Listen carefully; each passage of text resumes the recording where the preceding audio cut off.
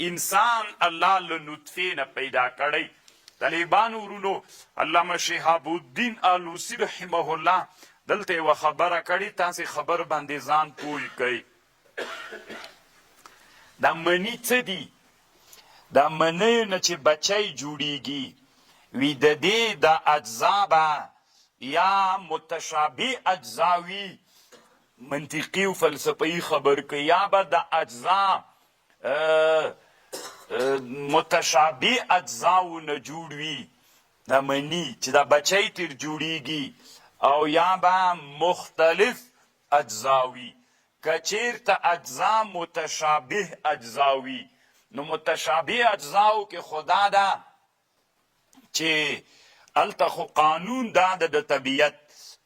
کله چې طبیعت یو شی پیدا کوي او دا منی متشابه اجزا سي نو د طبیعت تقاضا خدا ده چې دین کوم مخلوق پیدا کوي، نو چې پیدا کوي نو هغه باید مخلوق متشابه جوړ سي.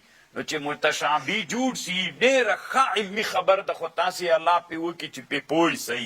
ګورئ طالبان ورونو، تاسې فرض کوئ دا د منیو ټوټه ده، دا چې کومو اجزاو نه جوړه ده هغه اجزا به متشابه اجزا وي که نه؟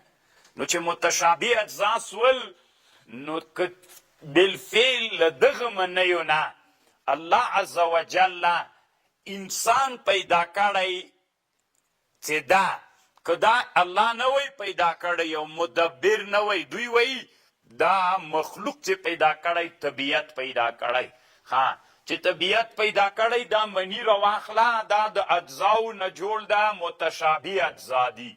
نو چې کله اجزا متشابه سول دا متشابه اجزاو کې عادت و قانون دا ده چې طبیعت باید بیا داسې کار کولی چې اجزا متشابه دي، نو باید دا مخلوق هم چې بیا پیدا سوی وی متشابه الاجزا پیدا سوی وی.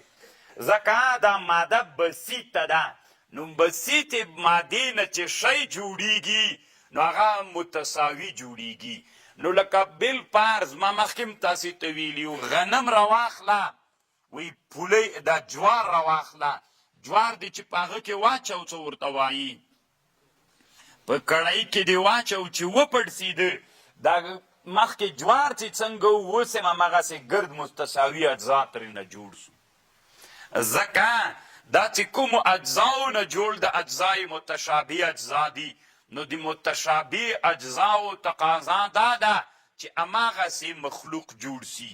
نو هغه ګرد ده، نو باید مخلوق انسان و یا دا نور حیوانات هم ګرد جوړ سی وی.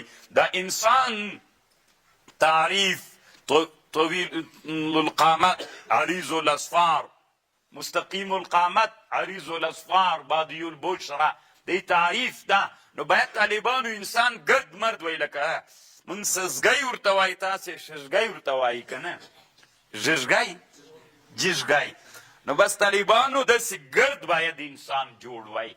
ځکه مني چې دي که دا متشابه الاجزا وی، نو طبیعت تقاضا دا ده متشابه الاجزا نه باید څوک جوړ وی، هماغسې مخلوق جوړ وی چې د ده تقاضا ده.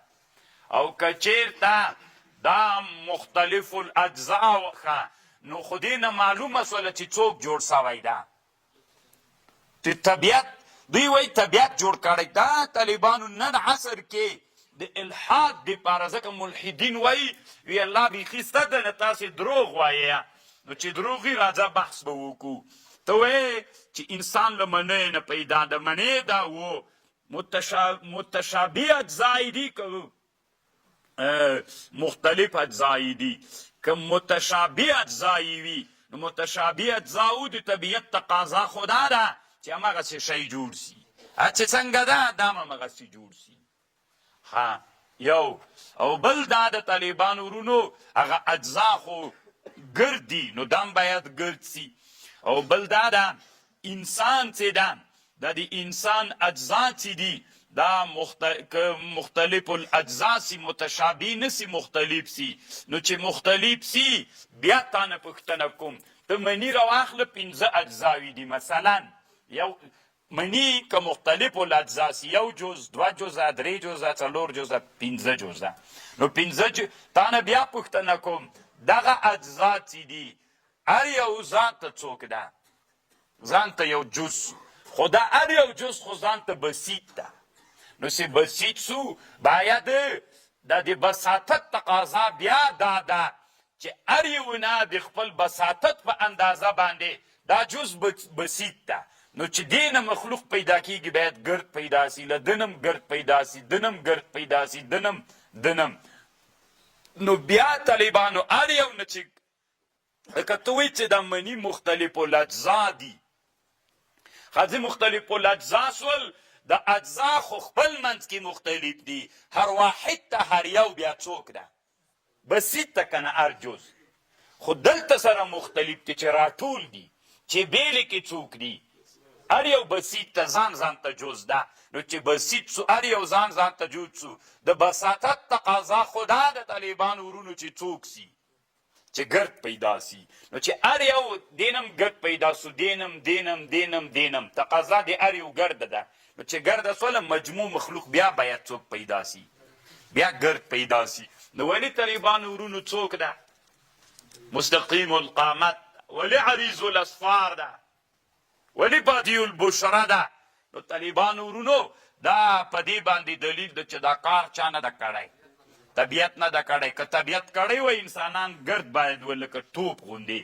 نو چې انسانان مستقیم القامت دي یا نور حیوانات، دا طبیعت نه ده کړی، دا یو مدبر رب کړی ده، مدبر رب دا کار کړی ده. نو دا علامه شهاب الدین آلوسی دا خبر کړی. نه پوهېږم چې تاسې ذهنونو ته دا درغله که دا رانغله، ډېره خوندوره خبر ده. او بله مسئله دا د طالبانو د الله په وحدانیت باندې. ګوري طالبانو ورونو که دا کارونه طبیعت کولی، که دا کارونه چا کولی؟ طبیعت کولی. نو طبیعت چې کولی باید بیا داسې چل سوی وای. اوس د چرګې نه چې بچی پیدا سی، وار له واره چې پیدا سی، په پښو ګرځي که نه ګرځي؟ نو دښمن و غیر دښمن پیژني که یې نه پیژني؟ پیژني. چې پیدا سو چې دا وګرځي دښمن و غیر دښمن پیژني.